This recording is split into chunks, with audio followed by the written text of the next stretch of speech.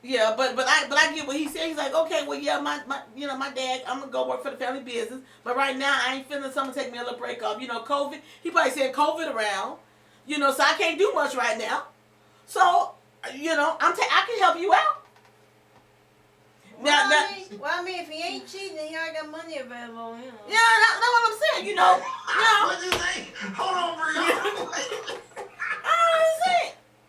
I mean, that list got real small, Brianna. He ain't broke, so what else you want?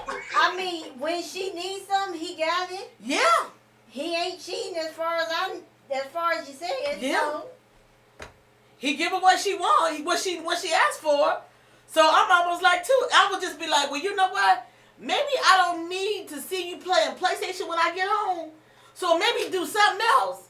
And then pull out the PlayStation after you've been home for a while. So maybe that could work for me. But it's like, I don't know what to say. He said he gonna work for the family business. Yeah, he's 26. Now, I'm gonna be honest. I would have a bigger. I know I need him to work anyway, but when you get 30, by the time you turn 30, okay, Mister, I'm gonna need you to have something going on by the time you're 30. I'm gonna let you lollygag for a minute. But by the time you hit 30, well, you gotta have something going on. Now I'm just gonna be real with you. So this is the part that got me just in between a rock and a hard place on what I think about it. Because she said that he told her that she doesn't necessarily have to work. Okay, so who bringing in money? He get money from the dad, from the parents. They give him money so he don't want for nothing. They pay all his bills. They pay his car. He got a car. They pay the utilities, his rent. He don't want for nothing. As me being me, I can't sit at home. Because I get bored and I need to do something. So being in the house day in and day out and then looking at you. But here's the thing: get your education. So if he said I don't have to work, I'm gonna get all the education I can, and if he gonna pay for it, yeah. By the time he get it together, I might have my PhD. But her problem is she wasn't raised like that. I get it. From humble beginnings, yep. Both her parents, middle class people who work very hard. You know what I mean? She got a work ethic. She has a different mentality. Like, she is not gonna sit at home and let a man take care of her. Like, she wants to have her own career, her own name for herself. Like, she wants to go out here and build a brand for her. You know what I mean? But that's why I said, why wouldn't? But what I said, why wouldn't she just take this time and say, okay, she knows she wants what she wants to do, so why not finish your education, get your brand going, get your business going? If that's what he said, sometimes you got to step outside of what you think is your norm, in order to become in order to become above average. So if you're being offered something that you otherwise wouldn't be able to do, or it would take a harder struggle to do it. Okay, let's look at that. Let's sit back and really look at this. I just think that most women, now, I think you have the difference between ideology and reality. Yes. I think most people have this idea of what they want, but then when they get it in the reality, that they may not appreciate it because that's not who they are. Me and my wife always talk about the fact that she says, she asked me the question, can I be a stay-at-home mother? Like, yeah, I think I could do that. You know what I'm saying? That might work. Idealistically, that might work for 30 days. But then you're going to get that itch to do what you do. I mean, you like what you do. And you're going to be like, man, I miss that hustle and bustle. I miss going into work, going into the office, doing this and doing that. Like, I miss these things. Because now you've taken a part of yourself and you jumped into doing something else. Now, that's not a bad thing. It's a wonderful thing to be at home with your children. You can afford to do that for either parent. But the fact of the matter is, are you that type of person? Is that who you are? You know what I mean? It's some of us can't live with ourselves not operating in our calling and in our gifts.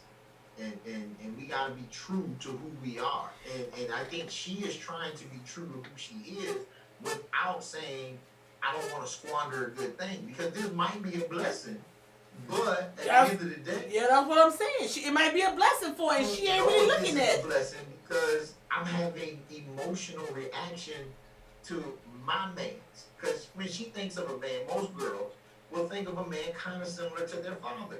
And when you got a hard hat working father who loves their children, who's worked 30 years on the job Yep. and put all their kids through school Yep. and they retired, you know what I mean? And just living happy. When I look at my man and he ain't working like my daddy did and providing like my daddy did, like, But living off your dad. but here's the thing though. Will he not be providing for her? He may not be providing like her dad did, but he's still providing for you. I'm just telling her But she he ain't doing anything. Okay, he looked out and came out of the right. yeah. He came out the right for JJ. Okay. Exactly. Okay. You know, his dad, he lucked out to become who he is. And some people can say, ooh, yeah, girl, I hit the jackpot. I got a man who comes from money. But other people will be like, okay, he might come from money, but what have you done with that? Like, what are you building with that? Like, what's your legacy? See, and that's what that she's only 25. That's what that mature when you get to, because she's still learning who she is. She hasn't figured out who she is yet. So I applaud her for walking away, but and keep doing the work on herself, keep doing the work on who she is. But I just think for her, she's got like an opportunity right now, and she ain't all she's looking at is this is not what I'm used to seeing, but there's another opportunity that she may be missing out on. You know. I'm just That's how I look at it. When I was 20, what would you tell your daughter? If you would have asked me 5 years ago, and she would call me 5 years ago, the same scenario, I may not think the way I think about it. But if my daughter comes home and she's like, yo, daddy, I'm about to graduate grad school, I'm doing my thing, I met this young man. Oh, you did? Okay. Well, what do you do for a living? I'm asking because I want to know, can you take care of my child? Oh, well, right now he's in between careers, but, his family has their own family business where, his family takes care of it. I'm like, I don't want you with no man so who you marrying? His daddy or him? You know what I'm saying? I want you to marry the man with the work ethic. The one, because if daddy died, let's think about this. If daddy died or something happened to the business, what are you bringing to the table? This is true, but also he got a degree already, so he got an education. He has education. What good is an education if you ain't using it? I get it. But I don't even say this all the time. But he has the potential, and I know I don't marry a man's potential. Hold up. That's what I tell him. I don't marry potential. But if she all in love with him, I had to stop telling myself I don't marry a man's potential. I don't advise any chick to marry somebody's potential. As much crap as you have gave me. Alright. Because I ain't talking about you. I don't matter. I'm just saying. You gave me about don't marry, don't take no star of the ring, don't marry no man with potential. As much as you get and you sitting right here on the National Radio Airways talking about, well, maybe you can make. I'm out. Well, no, I'm just saying if she found herself in love with him or whatever, then okay, well, if that's what she wanted. Here's the thing. From the same place love don't pay the bills. No, but his bills getting paid because daddy done left him some money, so the bills gonna get paid. I understand.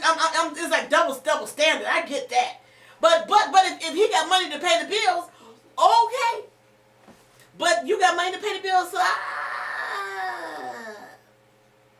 I'm not. I told her to take some time, focus on your degree. I agree with that. And if it's meant to be, y'all will Yep. as time moves on, y'all will work things out. I mean, my wife and I was, Lord, how old was I? It's 2020. He like he's 90 years old. Let me put that there. He's not but 38. I was 25, about to turn 26 when I got married. Yeah, that was still kind of young. I was about to be 26 years old that year, and we got married. And you know, being the You know, age they are now was the age I got married. And So- and did you think that you were, when you think now, did you think that you were you should have waited and you were too young then, that you probably should have waited? I don't think I was too young. I don't know if I was mentally prepared to be married at that time. I don't think I was mature enough. But I think that, you know, with what I had experienced in life up to that point, having a child that matured me, Uh-huh. you looking at the maturity scale, you're looking at somebody who was very immature when they had a child, to at least having some level of maturity because I'm taking care of a child as a single parent. Mhm. Now you're bringing in someone else in my household, which there's a learning curve. I mean, if you've never been married before, you don't know what it's like to live with somebody and be married with them. So for me, it was a transition and transformation in my life and my lifestyle. But I take it back now. I love the journey, and I am the man I am today because of the mistakes I made in the past. It taught me a lot, and I'm a firm believer that the valley is the greatest teacher in the world. Now, I know they say experience is the greatest teacher, but I would dare say you can experience climbing a mountain, but if it's not a tough terrain, what have you really learned about the adaptation of climbing? That's why the valley is the greatest experience, because when you've been through the valley of the shadow of death, and you've been face to face with evil and death, and come out on the other side of it, you've learned something in those moments. And I've been in the valley of my life, so I can testify that You just as did, some yep. folks say, I've been to hell and back, and I'm just glad God gives round trip tickets. Woo! Oh, yeah, yeah, yeah. Because He didn't let me stay there. Yeah, there But you He go, brought yep, me back, yep. and He brought me up to a better place in my life. And so everybody doesn't share the same testimony, and some people are not willing to make the necessary sacrifices to have enough faith to say, I want to see how this plays out in the long term, so I'm willing to jump in and get invested in this, regardless of how it turns out later. And when you're dealing with relationships, that is a lot of contemplation. What are you willing to sacrifice in your life, on your personality, who you are, for the sake of finding love and being with this person? And other people say, I'm not willing to sacrifice anything. If I can't find somebody the way I need in order to move forward in my life, then I'll just be single. See, these are the things that people wrestle with when you're looking for love and trying to find somebody for a lifetime. Am I sacrificing to be with you? Right there, we're going to pause, stop right there for the day, and the next Monday's conversation is going to be sacrifice. I want to know, when you're sacrificing in anything, relationship, job, why should we do that, and how far should we go? And when we say we're going to sacrifice, how far should we let that go? Because I think you should sacrifice, but how far do we deal with that? How much do we give of ourselves to say I'm sacrificing for this, and 10 years in it still ain't working. 15 years it still ain't there, but you're still sacrificing. So that's what we're gonna pick up on Monday, Dr. Fight. I got you. Gotcha. You guys, Okay, what are you wearing right now? hey, Dr. Fight, you got service this afternoon? Oh yeah, I think that. Wait a minute. No, you. Yeah, actually I do in about 20 minutes. Dr. Fight, bye. Go, yeah. You guys have been listening to Oh, Dr. God, Fight. I am so far behind right now. You know what? You need to get something to eat real fast to get your blood sugar up, your level up. That ain't gonna do it. Go put something in your stomach. Go get something to eat. So I'm about to go live. Don't ask me what I'm about to say. But it's giving me inspiration. Okay, look. I'm gonna pray that you find that inspiration before you go on in 20 minutes. You almost forgot that minute we can Oh my God! I'm gonna pray. Yeah, and I'm gonna be watching you too. Dr. Fight, go do your work. Go. Somebody ain't praying for me. I'm gonna pray for you right now, real quick. I pray that Dr. Fight finds his midweek inspiration. He's got one coming in like 19 minutes. So we're gonna tune in and we're gonna give him all the prayer that he needs. Dr. Fight, you got this. Thank you very much. You're- I want to say, as I leave, I want to say happy anniversary to my beautiful wife. We celebrated 21 years of being together, 13 years of being married on yesterday. And so, Happy anniversary. I saw that. I think I told you online. Happy